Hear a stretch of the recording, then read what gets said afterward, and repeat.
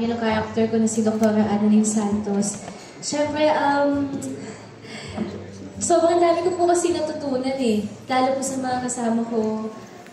Ayan silang lahat po. Everyday nakakausap po sila sa David. Humingi ako ng advices.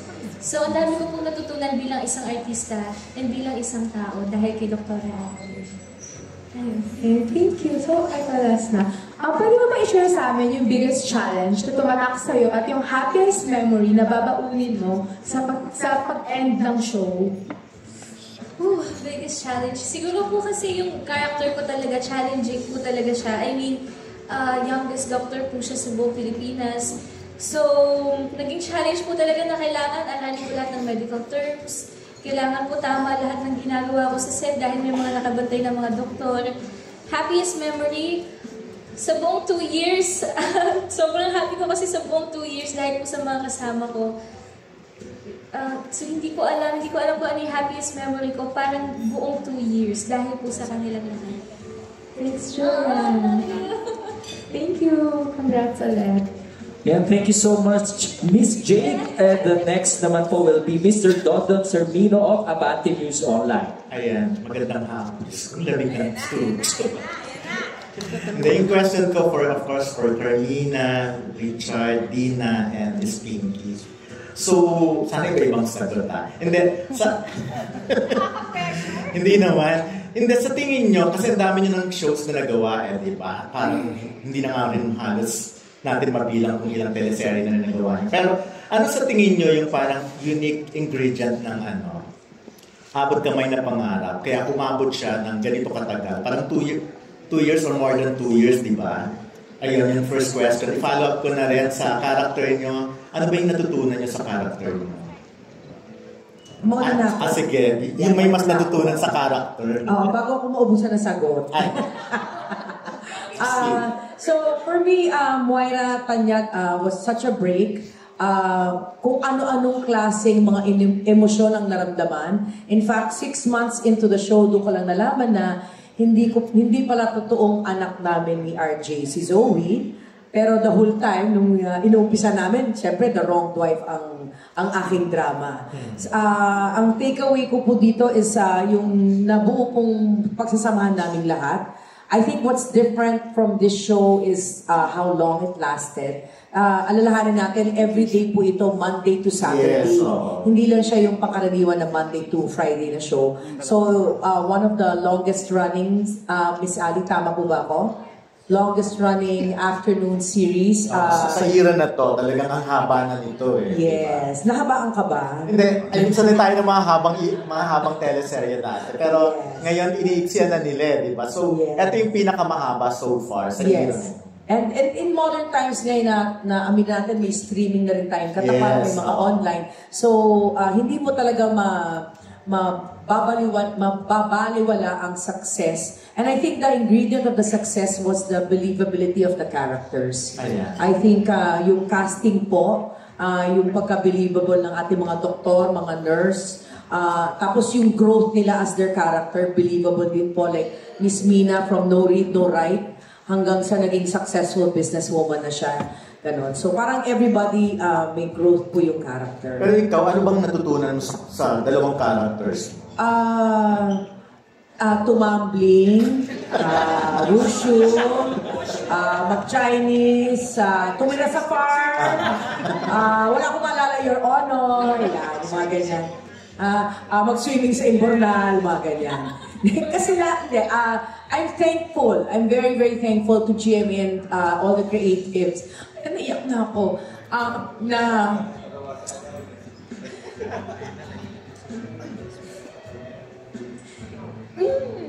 binigyan nila ako ng ganitong pagkakataon. Okay. Alam niyo na ngayon kung bakit nauna si Ate Pinky magsalita. Sumagot na po siya para sa aming lahat. Ano ba isasagot namin? Sinagot mo na lahat? Ay, iyak mo na lang. Ay, okay. Sorry, joke lang yun. Go, Miss Dean. Ako naman, unang-una, what makes, isa-isa, kasi ang dami mong tanong, what made this show different is because it tackled so many things. Yes. So it tackled the mother-daughter relationship. Iba-ibang klaseng mother-daughter. Yung si Moira at si Zoe, lahat gagawin niya to protect her daughter. Ganon din naman si Giselle. Iba naman yung naging mother-daughter relationship kasi pinamigay niya nung una and then na-realize na mali. So, nung nagkabati na sila, gagawin niyang lahat but it was too late. And then of course, mother-daughter ni Lynette at saka ni Annalyn. Sa tingin ko, sa tatlong relasyon ng mother-daughter relationship, maraming nakapulot ng aral at maraming nakapag-relate. One very important factor that I learned about this show is lahat tayo may pangarap. Pero sa gusto mo at sa ayaw mo, lahat ng pangarap mo ay kakabit ng mga mahal mo sa buhay. Lahat ng makamit mong pangarap, lahat ng hindi mo makamit na pangarap, apektado yung mga mahal mo sa buhay. So katulad ng buhay ni Giselle, pinamigay niya yung anak niya dahil gusto niya magpatuloy ng pag-aaral, gusto niya maging negosyante and all that. Pero nakalimutan niya na may anak siya at sa ayaw niya at sa gusto niya, kakabit yun ng pangarap niya. Hindi mo pwedeng tanggalin. Ganon din kay Lynette, pangarap niya na magkaroon siya ng doktor na anak, maging maginhawa sa buhay, pero kakabit ng pangarap niya ay yung buhay ng anak niya. Ganon din kay Moira, all she wanted was to protect her family and keep it intact, pero kakabit doon, nahawa din si Zoe, nadamay si Zoe sa lahat ng kaguluhan niya. So lahat tayo, maabot natin ang pangarap kung meron tayong perseverance, kung nasa tama tayo, kung tama ang pag-abot natin sa pangarap natin, wala tayong tinapakan, wala tayong sinaktan na tao, malinis at magiging masaya tayo na nakamit ang pangarap. Pero kung nanakit tayo ng tao, gumawa tayo ng masama, ng krimen para makamit mo man ang pangarap mo, hindi ka magiging masaya. At makikita niyo yan towards the last few days of this show. Yes, yes. Makakamit ang pangarap pero empty siya. Hindi niya magugustuhan because that's already the lesson. Hindi lahat ng pangarap magiging masarap ang pagkakamit ng pangarap kung hindi maayos ang pagkakakuha. Yun ang natutunan ko. And because of that, marami kaming na-touch na tao, maraming na-touch na buhay, maraming nakarelate. Kahit nasa father-daughter relationship, iba-ibang father-daughter relationships din ang nakita ninyo. With RJ and Annalyn, RJ and Zoe. Sino kayong asawa ko si Tonton? Kasi tinanggap ka agad eh. Si Eric at si Justin, di ba? Kumbaga, hindi lang mother-daughter relationship ang nakita ninyo, father-daughter relationship. So, I'm sure maraming nakarelate. Yun ang natutunan. Pero ikaw, Miss D, personally, ano ang natutunan mo sa character mo? Yun, ang natutunan ko sa character ko na like, halimbawa, there was one time that I could have gone to the village sa Australia. I was asked to do a TV series with Mel Gibson. Ay, okay. And the title was East of Eden. Chance ko na yun, but the deal was, dapat doon nakatira yung mga anak ko. Hindi ako pinayagan ng asawa ko na nadalhin yung mga anak ko. So, I forwent that offer because I chose my kids. Okay. Yun yung sinasabi ko. Sa bawat pangarap, kakabit yung mahal mo sa buhay. Kung pinili ko yung Australia, malamang Hollywood star na ako. Correct, oo. Pero I'll be empty because my kids won't be with me. So no regrets kahit give up? No regrets because I chose my family. I chose my kids. So lumaki yung mga anak ko sa feeling ko, naging hands-on mama ko, lahat-lahat. Lahat ng paghihirap na dinanas namin, nung naging single parent na lang ako, dinanas namin together. And I will always cherish doing that all over again. Because doon kami naging close ng mga anak ko. Kasi we did things together. Hindi kami yung mag-isa. So even now, yung mga pangarap ng mga anak ko, kasama ako. They tell me, Mama, I want this. This is my dream. This is my plan. And you help your children also achieve their goals. Okay. You're there to guide. So ngayon kung i-offer ko yung Mel Gibson movie. Baka pwede na. Pero I have to tell my husband that we're going to live in Australia. Okay. Pero sayang, no? Pero no regrets. Maganda. Masaya ka naman, guys. Na-bless naman ako dito at nagpapasalamat din ako sa GMA because they gave me so many wonderful shows. Not to mention na rin yung long-time running talk show ko. So, I'm very thankful to GMA for always giving me good shows. Oo, yung talk show mo, di ba? At sa lahat-lahat ng mga tumatangkilik at sumusuporta sa akin. Kasi kung wala sila, wala din ako. Thank you very much. Si Carmina.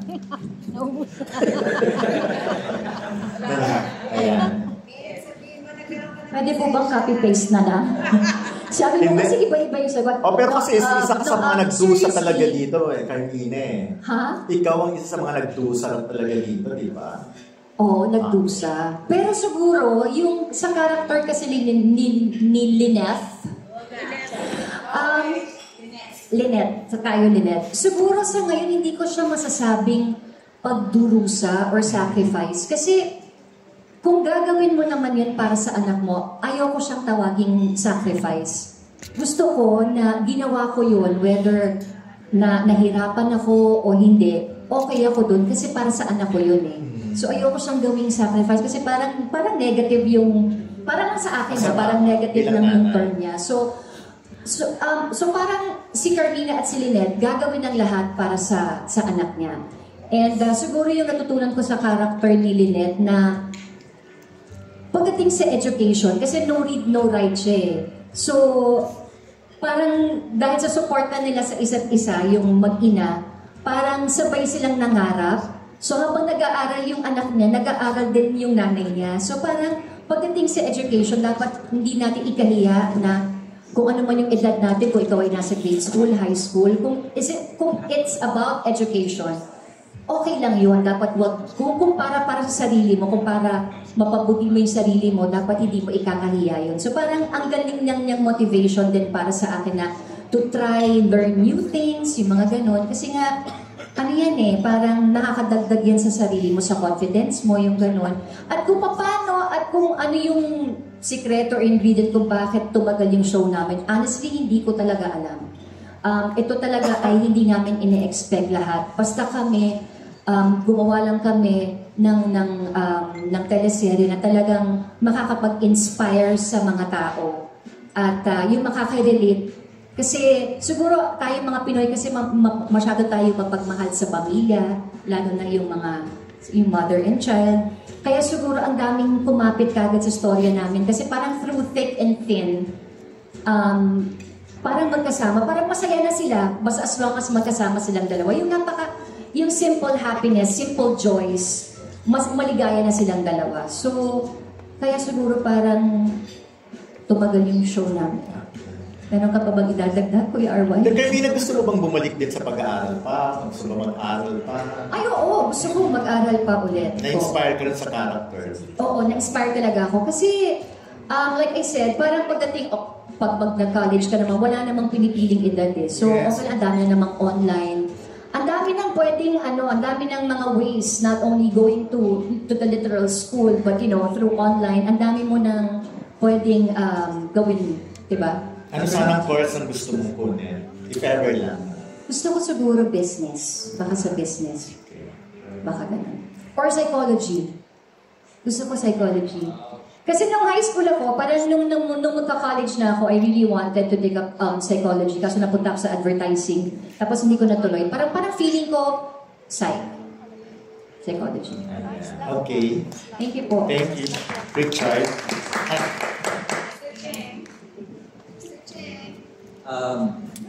Siguro sa first question mo kung anong difference Unique. nito. Anong unique nito sa... Ingredient ng abot kamay na pangarap kung bakit siya minahal at tumagal ng ganito katagal. Yeah, siguro it's because lahat ng cast dito, they've opened themselves up to each other. Siguro like for myself, I can say for myself na this is the first show na talagang in-open up ko yung sarili ko sa lahat ng cast members. And baka nasobrahan pa nga. Kaya Like what to? Ano daw yung sobrang na-open mo sa kanila? and then, we are so close to each other na alam namin lahat kung ano yung mga...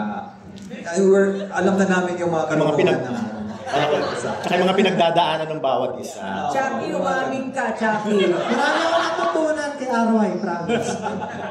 So, siguro sa lahat ng show na ginawa ko, ito yung in-invest ko yung sarili ko dito. Dahil sa mga co-stars ko na sobrang naging close sa akin. So, I guess that's what makes it unique because hindi peke yung pinapakita namin sa TV. It's really, we really care about each other. We really, real feelings yung pinapakita namin sa isa't isa. Like kung pinapakita namin na parang mahal namin si Annalyn, sa totoong buhay, Mahal namin. And for the second question na kung anong natutunan ko dito, I think it's never too late for you to make amends or to make things right. Kasi dito sa story nga, nakita mo na nung nalaman ko later on in life na totoo pala siya anak and all that. So parang kahit namang anong ginawa mong mali when you were younger, you can always make things right later on. It's never too late to do the right thing. And ang pinaka-importante siguro dyan is like for me, the family is really your greatest treasure. So, yun talaga ang mahalaga sa buhay. It's not what you have, it's who you have in your life. Okay. Follow up ko na lang, after nito ba, meron ka pang gagawin na teleseries sa GMA or pahinga ka muna dahil may plano ka bang tumakbo or what? Tatakbo po ako ng 2K.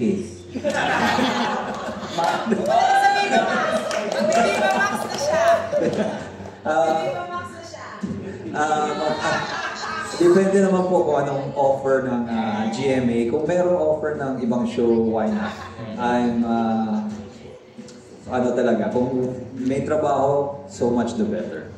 So I'm just waiting for an offer. So wala mo ng politics sa'yo, Richard? Wala mo ng politics? Wala. Okay. Thank you. Balikan ko lang si Pinky, bakit emotional ka kanina? Anong pinaghuhugutan mo? Paiyakin mo na naman ako? Hindi. Hindi. No, kasi parang nag-flashback lang talaga lahat ng memories. Tapos lahat ng pinaghirapan namin ng sabay-sabay. Kasi di ba magkakasama naman kami sa tent. Napakahirap kasi 4 times a week po kami nagtitaping. So talagang, kasi nga 6 days a week yung show. So first time kong nakagawa ng 6 days airing na show. So talagang nandun yung mapupush ka talaga sa limit mo and more. Tapos ang maganda din na magkakasama kayo, yung mga advices na binibigay nila sa akin or that we give each other, malaking tulong yon. I can name it, pero bukas na tayo matatapos. Isa-isa sa kanila, meron silang nagawa para sa akin na hindi ko makakalimutan. Hindi lang po yung mga artista natin, pero even our staff, yun. And of course, it's an opportunity na talagang binigay sa akin ng GMA. Siyempre, I'm very, very thankful for that. Thank you. Thank you, Sir Don. Thank you so much, Sir Don. At tawagin na po natin ang next na pagtatanong, Mr. J. Kabulit of Lionheart TV. Hello po. Yung question ko lang po ay tungkol po sa dalawang magkabida po sa serye po. Taligid sila po, Hazel Kinuchi po, saka kay Mr. Ali Dizon. Hindi kasama si Pinky. Sama na sila sa akin. Bali po sa loob ng 2 taon na operate, yung abot kami ng pangarap. Bilang mga main antagonist po sa show, ano po yung pinaka-main comment na natanggap niyo? And how did you take it? Ako, siguro yung meme for me was yung umiiyak ako ng walang luha. Kasi nahirapan talaga ako before umiyak. That was the most challenging. Kasi I'm a very happy person. And since, ever since the pandemic, ito lang talaga yung first show ko. So it really, somehow, I'm thankful na nakita ko yung comment niya. Kasi after that, I wanted to be better. And I made myself better kahit pa paano. So, ayun. We need some constructive criticism. Hello po, good afternoon. And thank you sa pagtatanong. Kontrabida, no? Ako, madaming nagko-comment sa ako eh. May nagano nga sa personal Facebook ko, pag nakita kita, papatayin kita.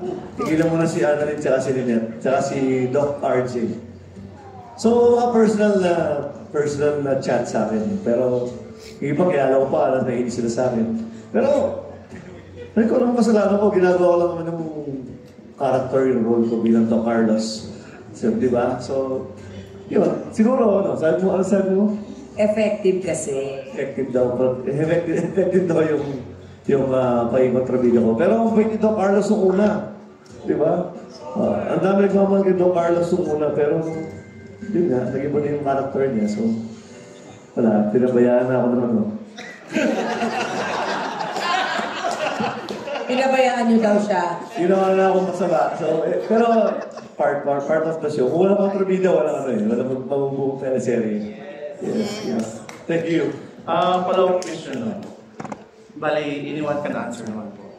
So, ano po yung pinakamatinding eksena or most fun bar na una na nagawa niyo sa show na yung hindi niyo po nakakalimutan? Meron doon. Chucky, Wilma can answer. Or Irene. Ang bait ko doon, support lang ako, friend. Ang pinakamahirap po, yung namatayan ako ng asawa. Oo, and ako thankful ako kay Derek kasi tinulungan niya ako sa paano gagawin niya because kilala naman ako as a comedian. Tapos nung pinalabas niya yung eksena na namatay ng asawa ko, sabi ng lahat ng kamag-anak ko, huwag mo nang ulitin yan, ang pangit mo umiyak. Kaya ngayon, minsan ginagaya ko si Carmina at si Gillian umiiyak. Ay, bakit nga sila maganda umiyak? Bakit napag-up nga yata ang pangit? So, thankful pa rin ako kay Direk kasi kahit yung nanay niya, sinasabi din sa kanya na huwag na akong paiiyakan sa show. Kasi ang pangit. Unforgettable bardagulan ba?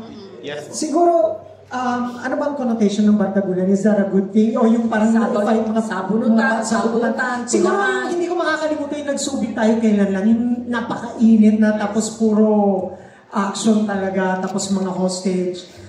Di ba? Naalala niyo yun? Tapos talagang, yung yate, di ba? So sobrang nakakapagod pero masaya dahil nandun kami lahat at nagkukulitan kami behind the scenes. Which is actually isa pang magandang bardagulan yun kasi lahat yata ng mga magaganda namang bardagulan natin nangyayari lagi pag nag-cut na tapos nandun na tayo sa mga waiting area tapos naglilipat bahay kami, nagkukulitan kami pag may pagkain, naglilipatan pag nagkukulitan, pag nagtitiktok pag natutulog ako, bigla na lang ako tinatadyak ni Pinky, di ba yung mga gano'n? Halika na, mag-tiktok na tayo!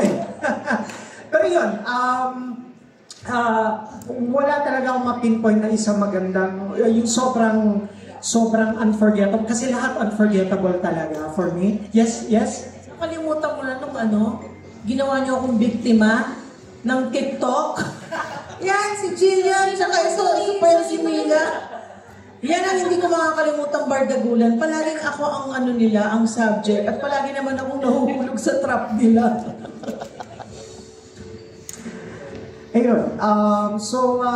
Gaya nga, just to follow up on what RY said, more than anything, it's very uncommon for a show to last 2 years and for us to be together for 2 years. Parang pamilya na, actually hindi pa, pamilya na talaga kami. We go out, we hang out together, and we have fun. When we actually come to taping, we really look forward to tapings because we hang out with each other talaga. Kilala na namin ang pamilya namin, lahat ng pamilya namin, and we really look forward to working because it doesn't feel like work talaga. You come to work because you want to be with family. Yeah. Pero once again, thank you so much, Mr. Jacob Bullet of Lionheart. Tawagin na po natin agad si Mr. Albert Abelido of the Chicanes. Chicanes. Hi, congratulations everyone. My first set of questions for Jeff, Andre, and Chandler. Ayan. So yung question ko is, was there a pressure being part of this kind of show na talagang tinutukan ng napakarami and longest running afternoon show? And then yung second is, what specific dream was yung na-achieve mo out of this show? Like may na-purchase ba kayong or whatever that is? Sige, ako muna sasagot para ano. Well, syempre, una-una po, dun sa first question, sobrang malaking pressure din kasi sa totoo lang, first ever po nagkaroon ako ng role na doktor. So, pinaka-crucial po dyan talaga nung una akong nag-start as Dr. Ken Prado was yung kung ano si Dr. Prado. Hindi ko alam kung kailangan ko magpanggap na ibang tao para maging isang doktor or magiging ako pa rin yung sarili ko na doktor lang. Kumbaga parang ganon. And then dahil sa tulong syempre ni Direct Ed ng production, sooner or later na-figure out ko kung ano ba si Dr. Ken Prado. Na maging natural ka lang kung sino ka and pinaka-crucial doon yung mga medical terms. Kasi sa medical terms, hindi na po kayo makakapag-adlib eh. And at the same time, may mga doctors po kaming on set na talagang ibibigay sa inyo yung pinaka-medical terms na dapat sabihin nyo na hindi pwedeng magkulang. So, doon naman sa second question, ano nga po yung second question? What specific dream that you have achieved out of this show? Well, unang-una po ito po, nung nag-host po ako. First ever ko po mag-host ngayon. And dun sa character ko naman po, mas naging vulnerable kahit papano dahil knowing na ang mga kasama po namin sa Abot Kamay, mga big stars po talaga. Miss Dina, Miss Carmina, Sir Richard, Sir Chucky na sobrang taga na artista. Yan. Tibilma. Hindi, kidding aside, pero hindi ko po na-feel na sila mataas sila Lahat po sila talagang ginaguide ka, andyan sila for you para mas matutunan mo kung paano yung magiging atake mo. And sobrang nagpapasalamat po ako sa kanila dahil hindi nila pinabayaan yung mga bagong artist na kagaya namin. And syempre, kila Direk and